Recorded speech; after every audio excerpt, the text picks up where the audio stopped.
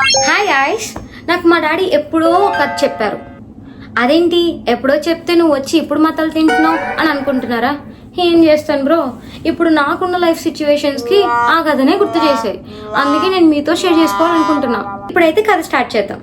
అనగనగా ఒక చెరువు దగ్గర ఒక అందమైన, పొడుగైన, మంచి బాడీ ఉన్న, ఎత్తైన ఒక గుడ్డివాడు స్నానం చేస్తూ ఉన్నాడు.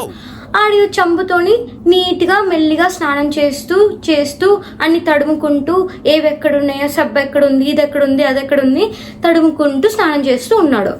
అది చూసిన పార్వతీదేవి శివుణ్ణి అడుగుతుందంట, అదేంటండి మీరు అందరికీ మంచి చేస్తారు కదా, మరి అందరికీ మంచి చేసిన వారు ఇంత మంచి అబ్బాయికి ఇంత మంచి హైట్ ఇచ్చి, వెయిట్ ఇచ్చి, కలర్ ఇచ్చి, అన్నీ ఇచ్చి ఒక కళ్ళు మాత్రమే ఎందుకు తీసేశారు? అది చాలా తప్పు కదా, మీరు పరమాత్ముడు కదా, అందరినీ ఒకేలా చూడాలి కదా అని క్వశ్చన్ చేస్తుందంట.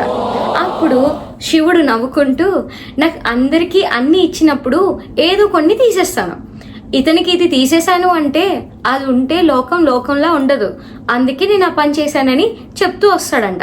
అప్పుడు పార్వతీదేవి, అతనికి మీరు కళ్ళు ఇవ్వాలి, అతను లోకం చూడాలి, అతను లోకాన్ని ఎంత మంచిగా చూస్తాడో కూడా మీరు చూడాలి, అయినా కళ్ళు ఇవ్వందే అతను చెడు చేస్తాడో మంచి చేస్తాడో మీరెలా చెప్తారు అని చెప్పి పరమాత్ముడికే పార్వతీదేవి క్వశ్చన్ చేస్తుందంట. మరి తప్పుతుందా భార్య అడిగాక? సరే అని చెప్పి తదాస్తు అని చెప్పి ఆ గుడ్డివాడికి కళ్ళని ఇస్తారు దేవుడు. అప్పుడు ఆ గుడ్డివాడు ఆ కళ్ళు రాగానే లోకాన్నంతా చాలా విచిత్రంగా చూస్తూ, ఆశ్చర్యంగా చూస్తూ, సరే నాకు ఇంకా కళ్ళు వచ్చేసాయి అన్న హ్యాపీనెస్ ఎక్స్ప్రెస్ చేయడానికి మాత్రమే అక్కడ స్నానం చేస్తున్న అందరు అమ్మాయిల బట్టలన్నీ తీసేసి విసిరేసి, ఒక్కొక్కరిని ఎవరైనా అడ్డు వస్తే వాళ్ళ జుట్టు పట్టుకొని నీటిలో ముంచి తీసి విసిరేస్తూ ఉంటాడంట. అది చూసి షాక్ అయిన పార్వతీదేవి, అయ్యి బాబోయ్, ఇతన్నైతే ఫస్ట్ మీరు కళ్ళు తీసేయండి, మిగతా విషయాలు తర్వాత మనం మాట్లాడుకుందామని అంటదంట. అయితే అప్పుడు శివుడు నవ్వుతూ, ఇప్పుడు అర్థమైందా కొందరికి కొన్ని నేను ఎందుకు తీసేస్తానో, అందుకనే నేను ఆ గుడ్డివాడికి కళ్ళని తీసేశాను అని చెప్పి వెంటనే ఆ కళ్ళని తీసేస్తాడు. తీసేసిన వెంటనే మళ్ళీ ఆ గుడ్డివాడు అన్ని దోముకుంటూ ఇదెక్కడుంది అదెక్కడుంది అని చెప్పి మెల్లిగా స్నానం చేయడం స్టార్ట్ చేస్తాడు.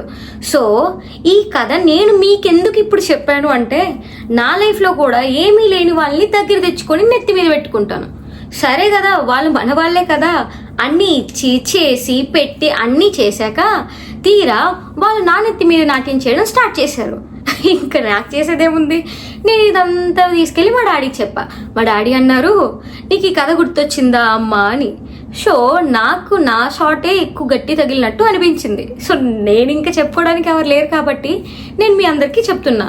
సో ఎవరికైనా మనం ఏదైనా ఇవ్వాలి, చెయ్యాలి అనిపించినప్పుడు 1-2 సార్లు బాగా ఆలోచించి స్టెప్స్ని వేయండి, ఎందుకంటే తర్వాత నాలా బాధపడకూడదు కదా, అందుకు. ఓకేనా?